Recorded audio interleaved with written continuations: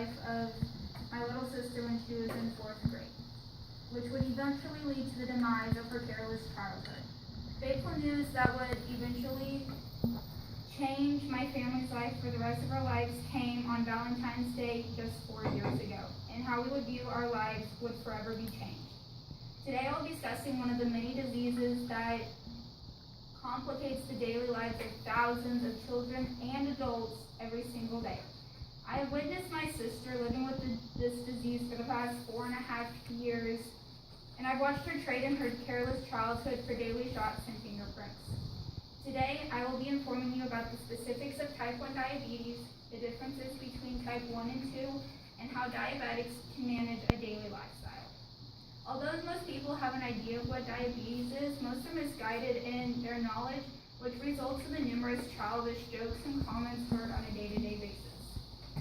In her article, Type 1 Diabetes, Deborah Woods explains diabetes as being the time when there is a higher glucose concentration in the blood than normal. Insulin, which is a hormone made in the pancreas, helps glucose move from the blood into the cells to help the cells build energy. When there is a buildup of glucose in the blood, it's called hypoglycemia, and the cells are unable to get the glucose they need to produce this energy. Often called insulin-dependent or juvenile diabetes, only accounts for 5% of diabetics in the world.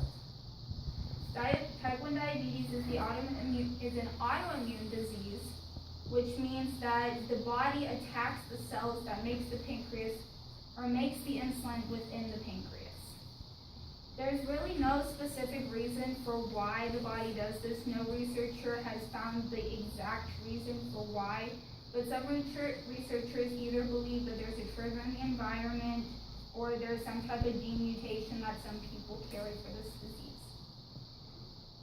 Woods also talks about the early symptoms for diabetes, which a lot of people don't catch, which includes fatigue, increased urination, blurry vision, extreme headaches, or other autoimmune diseases like celiac disease or gluten-free wheat deficiency. So, ketoacidosis will occur in the later stages of onset type 1 diabetes, which can cause abnormally deep and fast breathing, a fruity breath odor, or if blood sugar levels are low or high enough, come on. So for they will do 2 different tests. They'll do an A1C test, which is the amount of diabetes or the amount of glucose for the past 2 to 3 months, and then they'll do a right then and now glucose level. So for normal people like most of us, we will have an A1C level around 5, and then we will have 139 milligrams per 1 deciliter of blood for a glucose level. Most people can be diagnosed as pre-diabetes, which is an A1C level of 5.7 to 6.4 or 140 to 199, and then a type 1 diabetic is going to be a glucose level of over 200. My sister was diagnosed at 495, which is actually pushing They can also do a ketone test, which is ketones are the byproducts of fat that the body breaks down when there is a shortage of insulin or glucose. So a lot of you have probably heard the joke, John has 32 candy bars, he eats 29 of them. What does John have? Diabetes.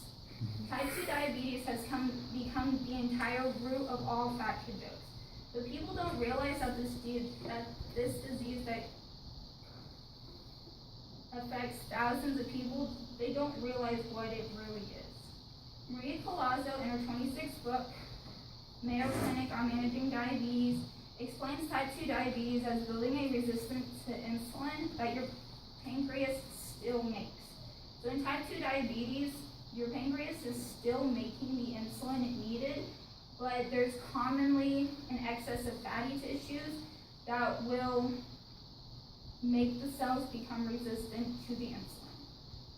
Most of the time, adults in their later years become diagnosed with type 2 diabetes, but it's becoming more common for children to be diagnosed with type 2 diabetes. Obesity and unhealthy eating habits typically increases the chances of a diagnosis of type 2.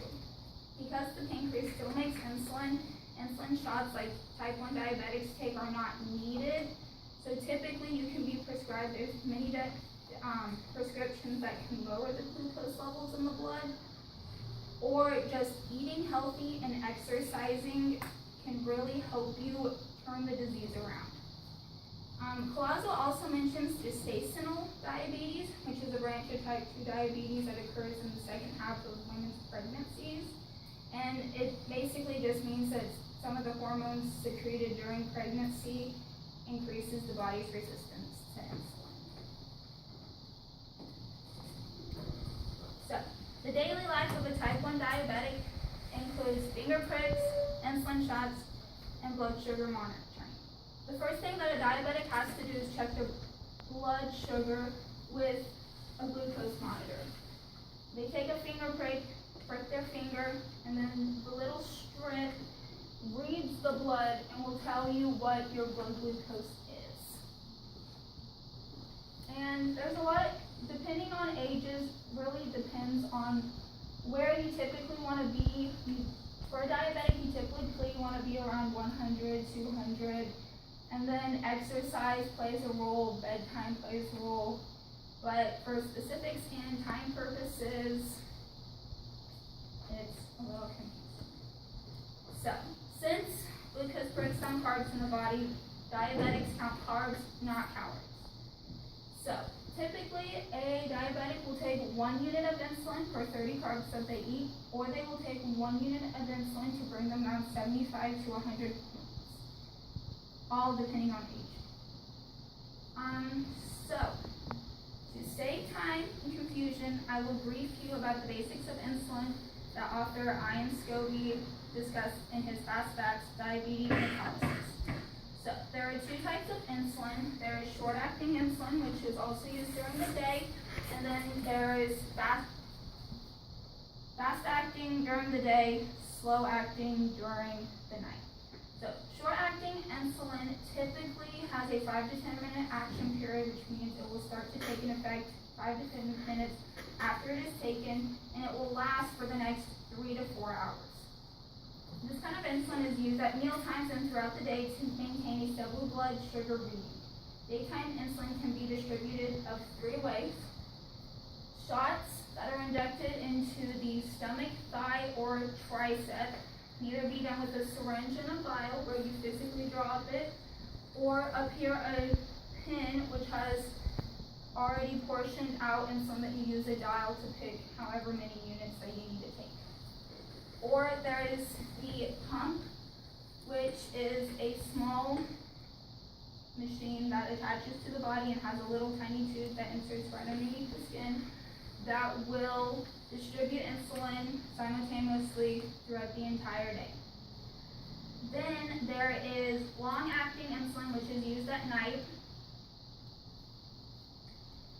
and it has a longer onset action and duration, which will make it last over the night for when the body is resting. And nighttime insulin is typically given by a shot or by a pen.